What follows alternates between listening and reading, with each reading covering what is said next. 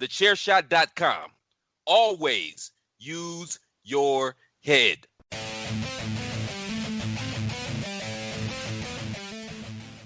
Hello, everybody. We're going to try and get out of here as quick as possible so we can watch Canelo and Billy Joe Saunders. Thank you for coming and watching 5 rounds. I'll give you the lowdown on this very, very, very lackluster card. Let's hit that intro.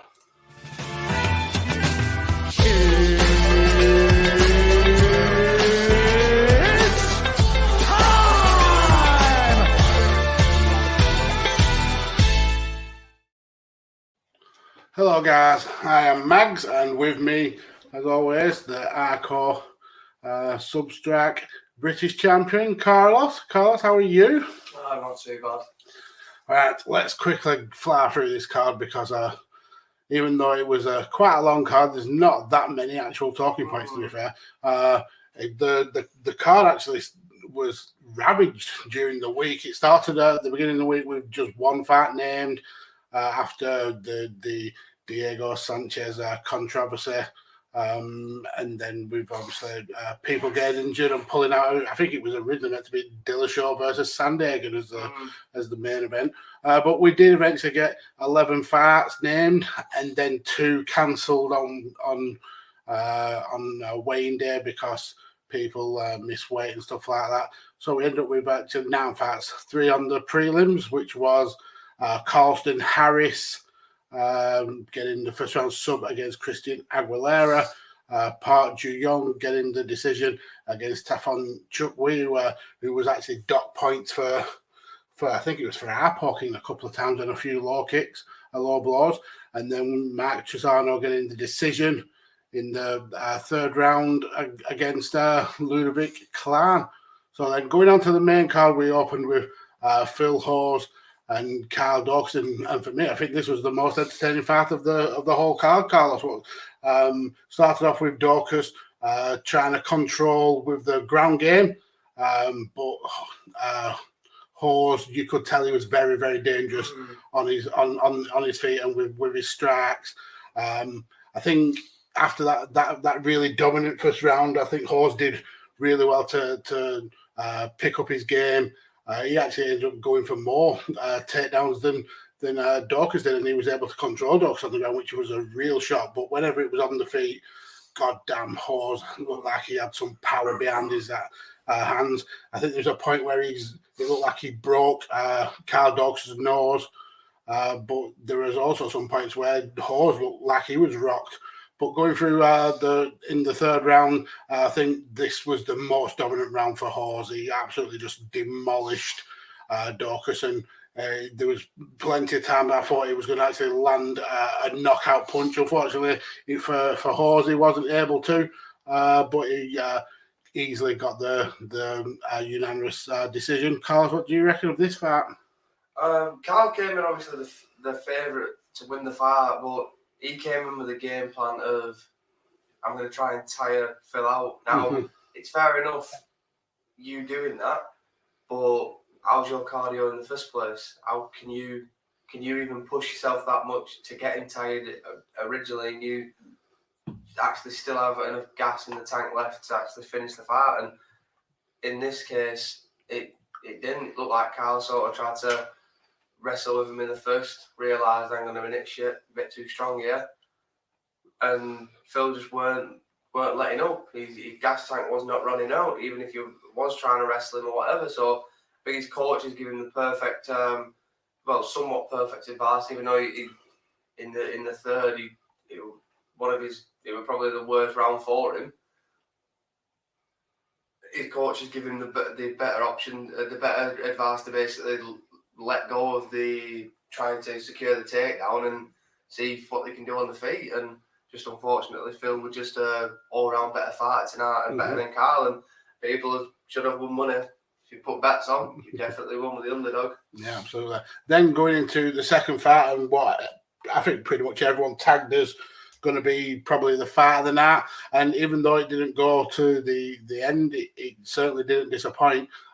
Diego Ferreira taking on Gregor Gillespie. First round, I think Gregor thought he might have bit off more than he could chew. Ferreira was really good with the opening shots. Gillespie did try for a takedown, but Ferreira was very agile. I mean, there was times when his leg was higher up than his head. It was just the way he was able to kind of like defend against the takedowns, but he was also really good at kind of like switching position and rolling into different moves. And I think Gillespie was kind of like struggling, like, oh dear, what am I going to do? He's clearly as good as me on the ground, and when it's on the feet, he can hurt me. But then we get into the second round, and Ferreira really tries to open up with the boxing. Gillespie again going down for the takedown, doesn't get it, and it was actually starting to get bullied now. So Gillespie just would not give up on that takedown. It was a case of just trying his best to keep Ferreira down, doing a lot of transitions, and then just as we're getting towards the end of the round, Gregor Gillespie he's actually got basically he's got Ferreira's back, and he's able to just land punch after punch after punch, and the referee just I think it was Chris Tonioni calls the fight with a few seconds of the second round to go, and I think Gregor Gillespie has pulled a win out of what was probably going to be a loss for me, but good victory for him, and he moves on. He definitely does move on, especially with near enough getting, well, he definitely got hurt in the first, and was he rocked, getting close to knockout, only he'll sort of know, but yeah, especially in that fight, Carlston was dangerous in the first round, but Gregory Gillespie, he did the game plan that Carl wanted to do, and he sort of did it, and it worked out for him. Yes, guaranteed. Coming after the first round, he was gassing, and it was a bit wobbly from fatigue. But when you noticed in the second round, the takedowns are becoming a lot more easier for him. Carlos wasn't really defending them. That's the only reason why he was sort of gassing out after the first round, to push the pace to enough to where, again, it worked out, and Ferreira weren't able to sort of defend the takedowns or defend really a lot of stuff in the second or in the third, and in the second. So when it came to the end of the second, like it was going into the third, Gillespie were just able to just open up and just basically empty the fuel tank. As soon as them hooks was underneath the hips and elevated it, and Ferreira weren't going anywhere. Gillespie knew, just unleash the tank here and the rest going to stop it. Even if they didn't even need to be hard blows, and the ref would have stopped it. But yeah, but that's what happened. And to say he had a win since 2019, he hasn't fought since 2019. You can tell it was a very emotional time for him. Yeah.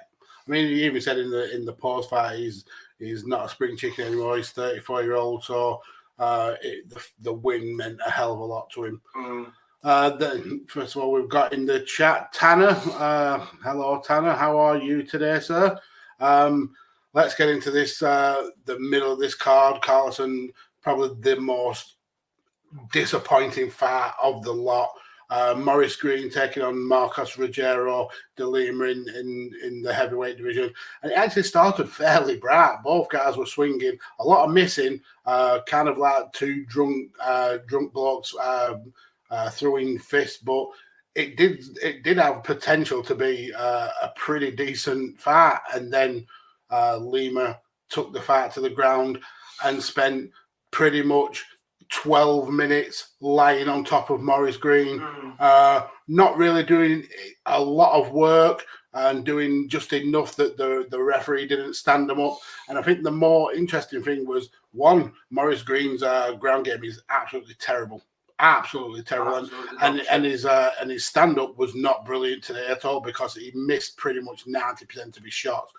But the most interesting thing that happened in this fight was the eye poking and the shot after the bell, which made had Maurice Green really upset. Even Herb Dean throwing some F-bombs in there.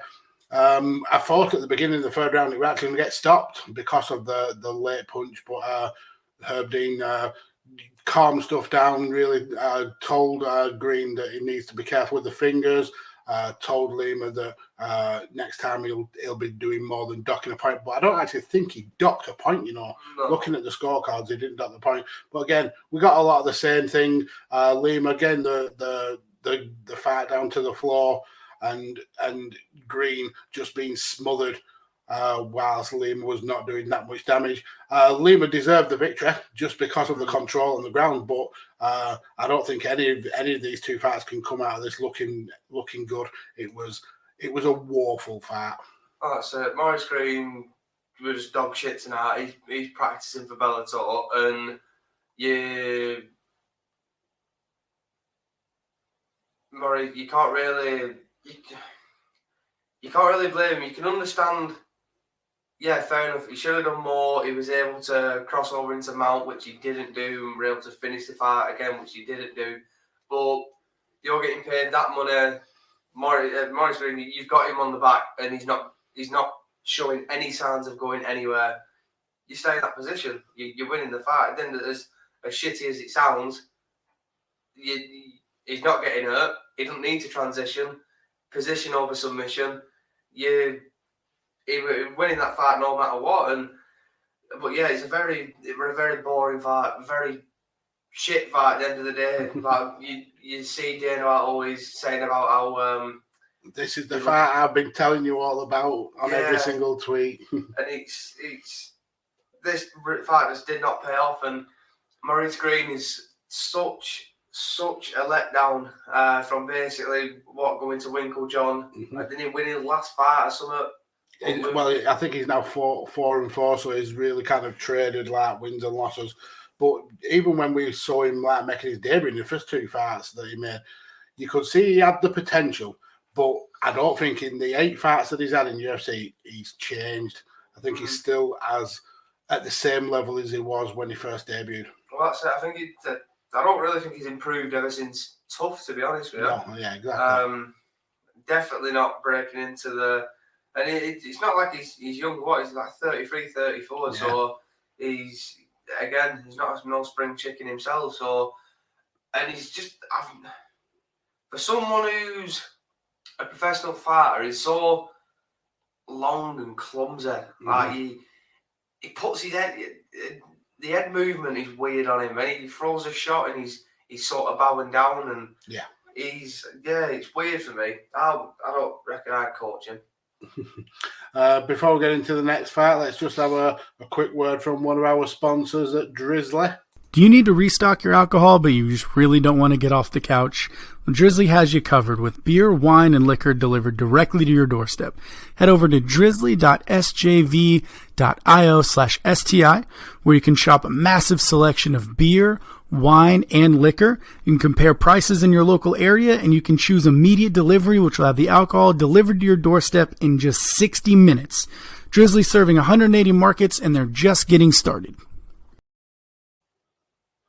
So, after the terrible fight of Green versus De Lima, we got Neil Magny versus Jeff Neal, two fighters who are trying to really kind of make that break here in the welterweight division.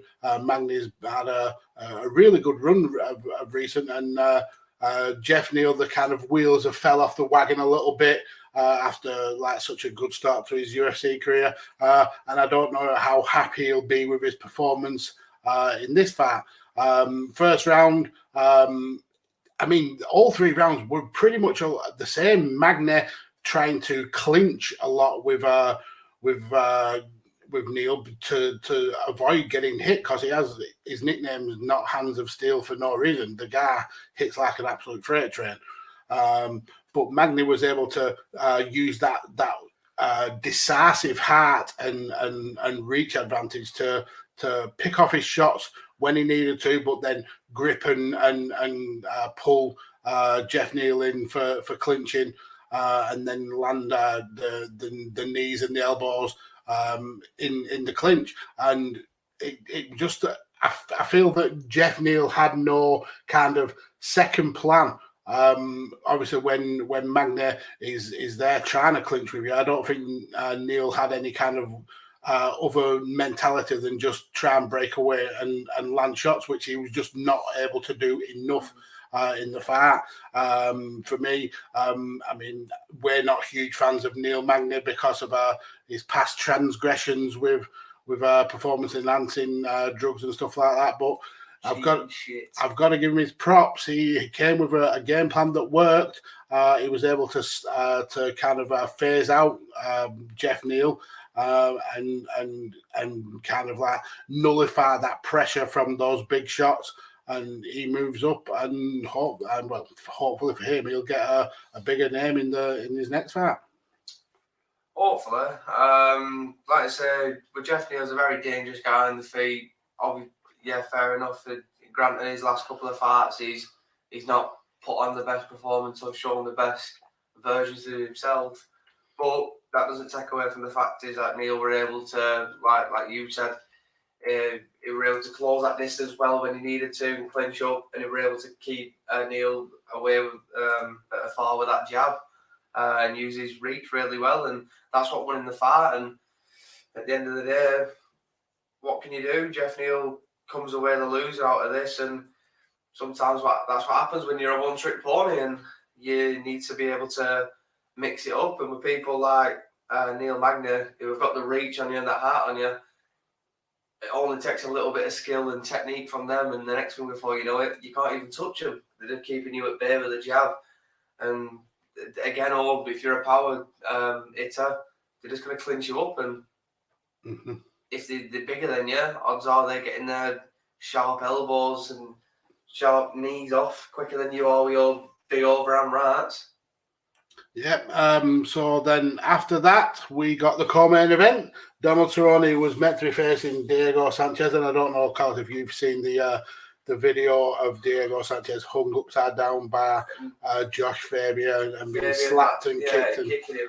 I don't know what the fuck's going on there. He needs a boot in that knob. Yeah, I mean, CT is definitely a thing, and I think Diego Sanchez is very much suffering. I think his coach has got it as well. Yeah, so anyway, Alex Morono took the fight on short notice, and I think this was make or break for Donald Cerrone because this guy's not won since May of 2019 when he beat Ale Quinta by decision. He's then lost to Ferguson, lost to Gaethje, obviously lost to McGregor, lost to Pettis, and then I think his last fight was the draw against Nico Price, and then he's been finished in the first round yet again, and he absolutely got after me. I think he started fairly brightly doing what Donald Cerrone normally does, but you can tell he's just lost that kind of like half second of pace, just really kind of struggled to keep up with Moreno. Moreno's jabs were really good. Cerrone was obviously he was elite level kickboxer, so his kicks to the body were on point. But the end of the fight come when Cerrone actually landed a really good jab, and it looked like it hurt Morono, but Morono just swung that overhand right all the way around, massive arc, clocks Cerrone, wobbles him, and then he just gets blitzkrieged and swarmed, and basically gets a standing TKO when Mark Goddard calls it with about 20 seconds left. Is that the end of Cerrone in the UFC? You know what? It could possibly well be, because with him not having the best track record in his last handful of fights, you've only got to ask yourself, is it worth putting him through the punishment and the damage that a fighter puts the body through leading up to the fight, getting in the fight and actually putting on the fight? Mm-hmm. You've got to ask yourself, is he too old? Is his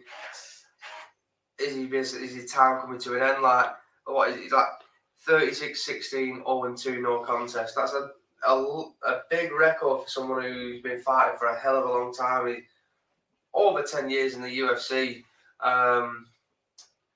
Sometimes especially with Dana, we've seen it time and time again where even with his close friends with Chuck Liddell, he's reached out to him to basically give his advice of, I think he should basically hang it up. And I know they asked Donald Cerrone were a bit pissed off at the question, but at the end of the day, he's got to understand when you, especially coming from a fan's point of view, when who basically, my point, I grew up watching Cowboy Cerrone, like WEC when he fucking egg kicked Vincent Henderson. So it's hard to watch someone who's on an absolute tear, just an absolute cowboy, just ripping everybody up, just absolutely not giving a fuck, to still not giving a fuck, but then taking a beating, taking more head abuse that you don't need to take, because every hit's trauma at the end of the day. That's the way you've got to see, especially in this game,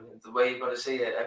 Every hit to your heads potentially could be your last. So yeah, it's one of them. For me, I'd be telling him to think about not. I don't think he goes to any other promotion. I think he's one of their fighters if he's too loyal to the UFC. Even if they were to cut him, I think he would retire anyway rather than go to another one. I think in all his fighting, in his MMA career, he's only ever had 7 fights outside the UFC before he came in. And that's when the UFC obviously bought. And then he's been, like a decade in the UFC. So, yeah, I think as sad of a way for it to go out, I'd rather he go out still having all his faculties.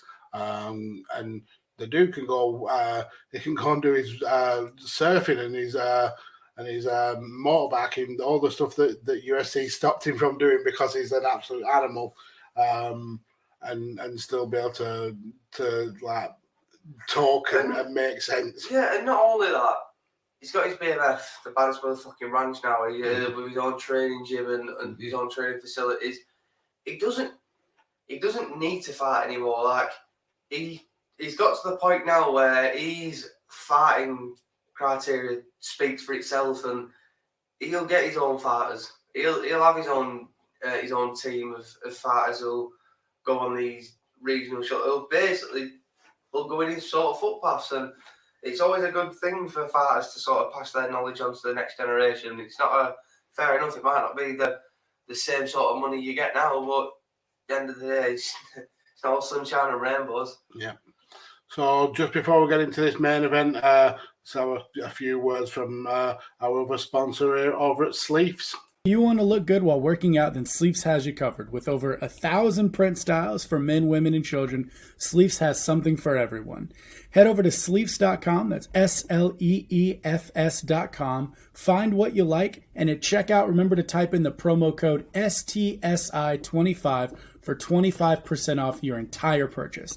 That's sleeves.com, SLEEFS.com, and at checkout, STSI25 for 25% off your purchase. So, the main event, Marina Rodriguez taking on the karate hotter, Michelle Waterson, and this is probably as dominant as a 5 round as you're going to see in the next few weeks. Marina Rodriguez really kind of was able to stuff everything that Michelle was throwing at her. Michelle's never been really known as someone with a knockout power, using that karate base to wear down opponents more than anything. And she scores a lot of wins by decision, but unfortunately she just wasn't able to compete with the power and the strength of Rodriguez throughout this fight. I mean, you've got to give it Michelle because she's got an absolutely huge heart and never say die attitude. I think even getting to the last one, I think she's got a broken jaw and she still was not giving up at all. But she was very, very much dominated in this fight. Rodriguez's shots were much more powerful. Wharton did get some kind of success with the kicks, but there was just not enough of it. And anytime she tried to change levels, Rodriguez was just able to batter away and knock her off balance. There were a few mistakes from Rodriguez. She kind of does jump in a little bit too early and leaves herself open. And a couple of times that she was off balance because of that. But all in all, I think Michelle Waterson was just not able to handle the power and the dynamism of Rodriguez. And for me, Marina definitely deserved this victory, and it was a classy win for her. Yeah, definitely. The power was definitely on the playing field today, and that was what equally leveled out this fight. Obviously, Michelle Waterson with her karate style, with that leg kick and turned it into a straight round, high roundhouse. That was just beautiful, but I expect nothing less than from Michelle Waterson. But Marina Rodriguez, she's been in the UFC for a couple of years. It's been a bit of a up and down, couple of draws, I think one loss, a couple of wins in there. And like you said, she's not known as a knockout artist in a way. It's either a draw or a decision. Yeah. And in this case, it was a decision, which was, again, like I just said, one of the others, so it was to be expected.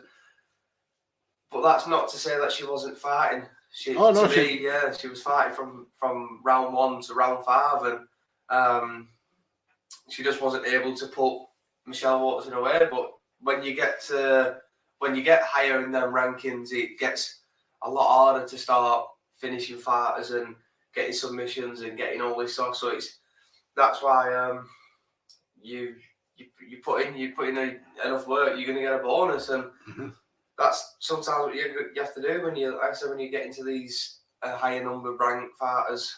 It's not like you're fighting the basically Tim Altuck club. You're fighting the rank 5. That Tim is a dickhead. Yeah, it's you're ranking people who's the best fighters in the world. So you're not always going to be able to just come in there and basically do what she did in her Muay Thai career, and that would basically put people away. And yeah, she's not going to be able to do it in this division. But 2 wins this year. Maybe she can get a 3rd one in that strawweight division. Maybe she can start making a name for herself and pushing herself for that title.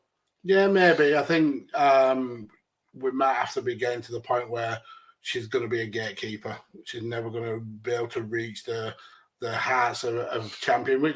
And to be fair, if you look at the women's champions now, they're all killers. They're all absolute killers. So unfortunately, I don't think Michelle quite fits in that category. But she's always going to be a fighter who will leave everything she can in that octagon. And you've got to give her praise for that. But tonight was just Marina Rodriguez's night, and she fully deserved that victory. Looking forward to next week's card, and this is stacked, Carlos. I'm just looking through the prelims now, and even the prelims makes a decent card.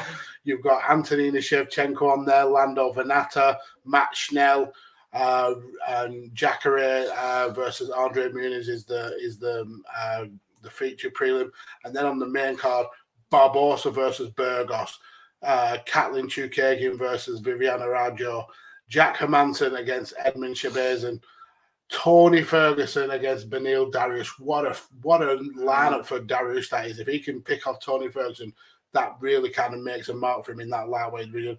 But then that main event for the vacant lightweight title, Dobronk's Charles Oliveira, finally after so long in the UFC and after win, getting his chance, but he has to only just beat Michael Chandler. That's all. That's all you have to do, beat Michael Chandler. But yeah, we'll definitely be around for that next week. So we would appreciate if you are tuned in for that. But this is pretty much the end of the show. Thank you all for watching and listening along. You can follow me on Twitter at DJ Kirkby.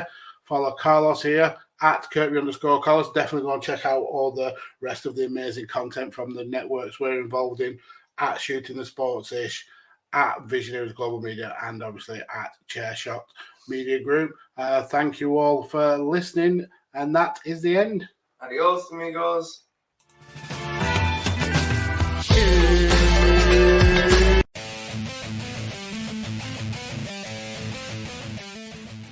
TheChairshot.com. Always use your head.